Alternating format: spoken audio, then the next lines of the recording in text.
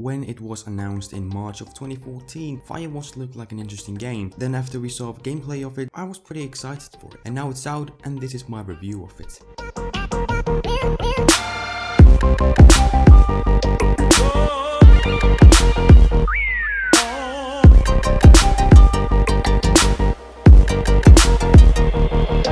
First of all, I'd like to point out that I don't actually have my own gameplay of Firewatch since I wasn't able to use Shadowplay for some godforsaken reason, but you can visit my Steam profile page and actually verify that I completed the game if you want to. Starting off in the visual department, this is an element where Firewatch exceeds and then some, but it's not because it looks true to life, because it doesn't, but rather the art style and the colors of the game, as in those aspects, Firewatch truly delivers. It's a stunning looking game that has beautiful vibrant colors and a spectacular looking environment overall, and there were plenty of times where I just stopped and looked at the beautiful scenery. With that being said though, it's not perfect. Now I played it on my PC with an i7-2600K, 16 gigs of RAM and a GTX 970, and was able to max it out completely at 1080p with a pretty solid 60 FPS cap. But I did notice quite a few frame rate drops below the 60 FPS mark to the low 50s, and that wouldn't really be a problem for me if it wasn't for the fact that I got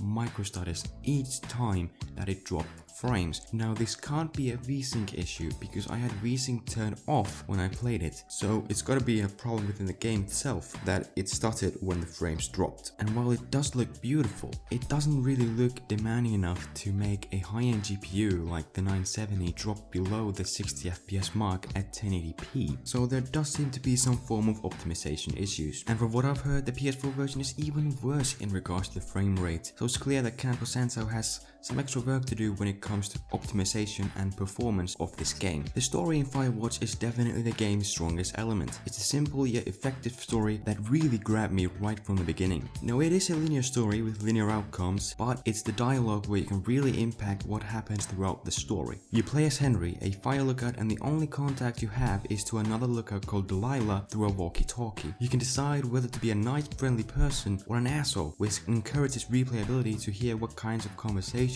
would have come out should you do certain things in a different manner. It also builds up an intense and exciting narrative, but in the end it all falls on its face somewhat, as the climax ends up being somewhat underwhelming and predictable really, but I was still able to find enjoyment from it, and the banter between Delilah and Henry is expertly brought to life with clever writing and great performances from Rich Sommer and Cissy Jones, who play Henry and Delilah respectively. The gameplay is probably the most underwhelming and boring aspect of Firewatch. Now this is a slow-paced game.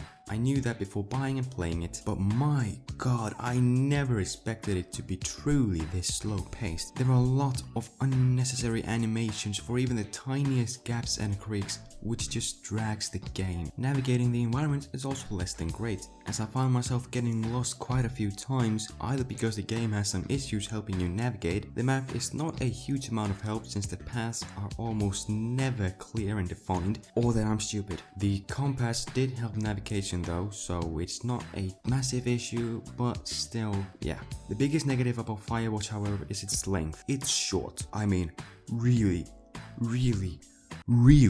short. I got lost quite a few times, and yet I was able to complete the game in 4 hours. 4 hours! And if you were to know where to go, like properly navigate the environment, you could probably beat the game in half of that time. Now I gotta give credit to Campo Santo for what they were able to do within those 4 hours as far as character development goes. I really felt attached to these characters, but on the other hand, it feels so jarring when it's suddenly all over. All of that character progression suddenly just ends. I mean, I've played DLC that's longer than this. Really, I think that Firewatch would be a great episodic game if it was written as an episodic game, and this was just the first episode of Firewatch and it wouldn't have ended just yet. I definitely would not have given it this amount of slack for being so short, but it isn't, so I'm giving it some slack for being so really short. In conclusion, Firewatch let me down a bit, to be honest. This was a game that had the potential to become something really special, but thanks to some optimization issues, unnecessarily slow-paced gameplay, and a very short narrative, it ends up being something I don't think a lot of people will remember. It's definitely not a bad game. It's actually a pretty decent one,